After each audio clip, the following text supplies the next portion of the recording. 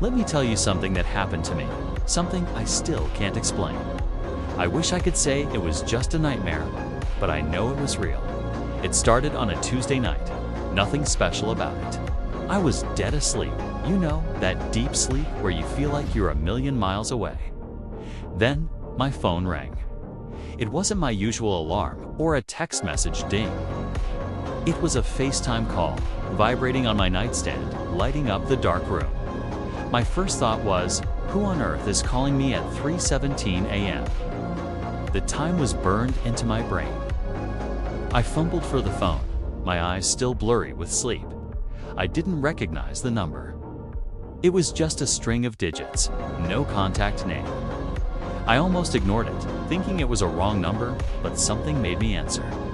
Curiosity, maybe? I swiped the green icon. The connection was terrible, glitchy and pixelated. But as the image slowly cleared, my heart stopped. I was looking at myself. It was my face staring back at me from the screen. But it wasn't a mirror image from my front-facing camera.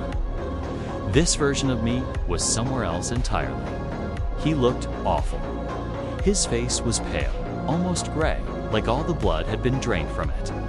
His eyes were wide with a kind of terror I'd never seen before, and they were sunken with dark circles underneath. He was wearing the same old t-shirt I'd worn to bed. He was in a room that looked like a damp stone cellar. The walls were dark, glistening with moisture, and there were strange, rusty chains hanging from the ceiling. A single bare bulb flickered overhead, casting long, dancing shadows. He wasn't looking at the camera, not at first. His head was cocked, as if he was listening to something just out of frame. A low, guttural sound echoed faintly through the phone's speaker, like something heavy being dragged across a concrete floor. Then, his eyes, my eyes, snapped to the camera. They locked onto mine. A jolt went through me, pure, undiluted fear. It felt like he was looking right through the phone, right into my soul. His lips started to move, but no sound came out for a few seconds, just static. Then I heard his voice, a hoarse, desperate whisper that was mine but not mine. It was weak, strained. "You have to listen to me," he rasped, his breath fogging up the screen. "You can't let him in. Whatever you do, don't open the door." I was frozen, my mind racing, trying to make sense of what I was seeing. Was this a prank? Some kind of deepfake video? But it was live. It was happening right now. The fear on his face was too real. "What are you talking about?" I whispered back, my voice trembling. "Who are you? Where are you?" He shook his head frantically, his eyes darting around the dark room behind him. "There's no time," he said, his voice cracking. "He's coming," he told me. "He told me he was going to you next." Suddenly, there was a loud bang from his end of the call, like a heavy door slamming shut. He flinched, shrinking back. The dragging sound got louder, closer. I could hear something else now, a wet, slick sound and a low growl that made the hair on my arms stand up. "Please," he begged, tears welling up in his eyes. "He looks like me. He'll sound like me. But it's not you. It's a trick. Don't listen to him." Then my blood ran cold. From my own apartment downstairs, I heard a faint scratching sound. It was coming from my front door. My heart pounded against my ribs like a trapped bird. I looked back at the phone. The me on the screen had heard it too, somehow, his face contorted in absolute horror. "He's there," he choked out. "He's at your door. Oh God, he's already there." The scratching stopped. It was replaced by a soft, polite knocking. 3 slow, deliberate knocks. My entire body went rigid. I live alone on the 3rd floor. No one comes to my door in the middle of the night. A voice called out from the other side of the door. It was my voice. Perfectly, chillingly, my own voice. "Hey buddy, it's me. I locked myself out. Can you let me in?" I stared at the phone, at the terrified face of my double trapped in that cellar. He was shaking his head, mouthing the word no over and over again. tears streaming down his face. The dragging sound on his end was deafening now, right behind him. He looked over his shoulder, and his eyes went wide with a final, silent scream. A long, shadowy arm, not human, with fingers like bony talons wrapped around his neck from the darkness. It lifted him effortlessly off the ground. He struggled for a second, his legs kicking, his hands clawing at the arm. Then the screen went black. The call ended. I was left in the silent darkness of my bedroom, the only sounds being my own ragged breathing and the frantic beating of my heart. The knocking came again, a little more insistent this time. "Come on, man, open up. It's cold out here." I didn't move. I didn't make a sound. I just sat there on my bed, clutching my phone, staring at the door to my bedroom. I knew that whatever was on the other side of my front door, it wasn't me. And I knew that the other me, the one who tried to warn me, was gone. The knocking continued for what felt like an eternity. Sometimes it was friendly, sometimes it was angry and violent, the whole doorframe shaking. It called my name, it pleaded, it threatened. I stayed put, not daring to breathe. Eventually, as the first hint of dawn began to light up the sky, the sounds stopped. There was just silence. I waited for hours. I didn't call the police. What would I tell them? That I called myself and told myself not to open the door for myself. They'd think I was crazy. I never found out what was in that cellar or what happened to the other version of me. I moved out of that apartment the very next day. I changed my number. Sometimes, late at night, I still think I hear a faint scratching at my door. And I never, ever answer FaceTime calls from unknown numbers. I don't know what that thing was or what it wanted. All I know is that a part of me is trapped somewhere dark, and a part of it is still out there, looking for a way in. Thanks for listening to my story. Be careful out there. You never know who might be calling. The room was plunged back into darkness, but the silence was 1,000 times worse than the ringing had been. My heart hammered against my ribs, each beat a frantic drum against the sudden, suffocating quiet. The aftermath of my own face, pale and distorted on the screen, was burned into my retinas. That wasn't a prank. The raw, guttural fear in that voice, my voice, was too real. I scrambled out of bed, my feet tangling in the sheets. I had to turn on the lights. I needed to see, to ground myself in reality. My hand fumbled along the wall, searching for the switch. The familiar click echoed in the room, but nothing happened. I clicked it again and again. Nothing. The power was out. A cold dread, colder than the midnight air, seeped into my bones. Coincidence? My phone. I needed my phone. I patted down my nightstand, my hand shaking so badly I knocked over a glass of water. It shattered on the floor, the sound unnervingly loud. Finally, my fingers brushed against the cool metal of the phone. I snatched it up, my thumb swiping desperately at the screen. It was dead, completely black. But it had been at 80% when I went to sleep. I always charge it overnight. I stumbled towards the living room, using the faint moonlight from the window as my guide. I had to get out. Something was fundamentally wrong. My apartment is on the 3rd floor. As I reached the living room, I froze. My front door, the one I distinctly remember locking and deadbolting, stood slightly ajar.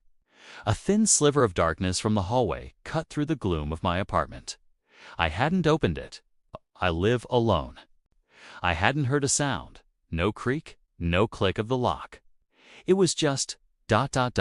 open. A silent invitation.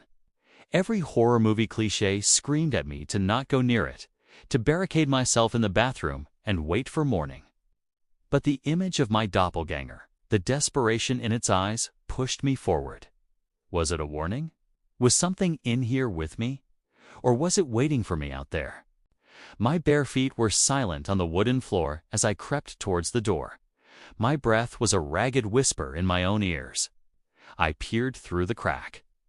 The apartment hallway was empty, bathed in the sickly yellow glow of the emergency lights.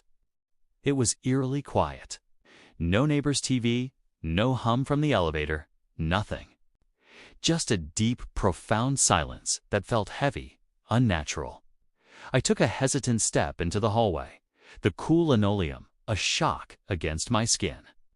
The door to the stairwell at the far end was propped open, was never left open. Never. Management was incredibly strict about it for security. Against my better judgment, I found myself walking towards it, drawn by a force I couldn't understand. It felt like I was moving through a dream, or rather, a nightmare. Each step felt both impossibly slow and frighteningly fast. As I reached the stairwell door, a smell hit me. It was faint, but unmistakable. Damp earth and something else. ... Something metallic and vaguely sweet, like rust and old pennies. It was the same smell from the video call. It was the smell of that place. The air from the stairwell was cold, carrying the scent upwards. I didn't want to go down there. I wanted to run back to my apartment, lock the door, and pretend none of this was happening.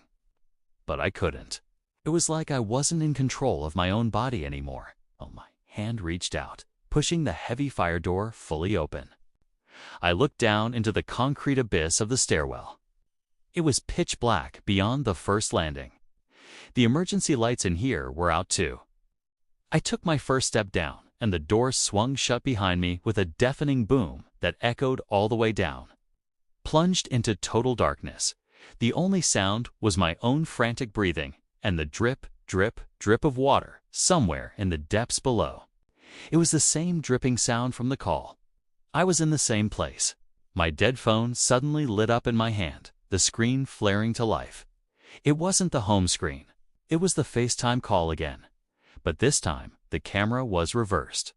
I was looking at myself, my own terrified face, illuminated by the phone's glow, my eyes wide with panic. But the audio wasn't me. It was that other voice, my voice, but not my voice. And it was no longer coming from the phone. It was coming from right behind me. A low, guttural whisper that slid down my spine like ice. I told you I was coming home. I whipped around, holding the phone up like a torch. The stairwell behind me was empty. There was nothing there. Then the phone screen flickered. The image of my own face glitched, contorting. For a split second, it wasn't me anymore. The face was gaunt. The skin stretched tight over the bones. The eyes were hollow, black pits, and it was smiling. A wide, lipless grin that was pure malevolence. The phone died again, and the darkness swallowed me whole. I screamed, a raw, primal sound that was instantly choked off as a hand, ice cold and unnaturally strong, clamped over my mouth from behind. A different voice, a dry, raspy whisper, crackled directly in my ear.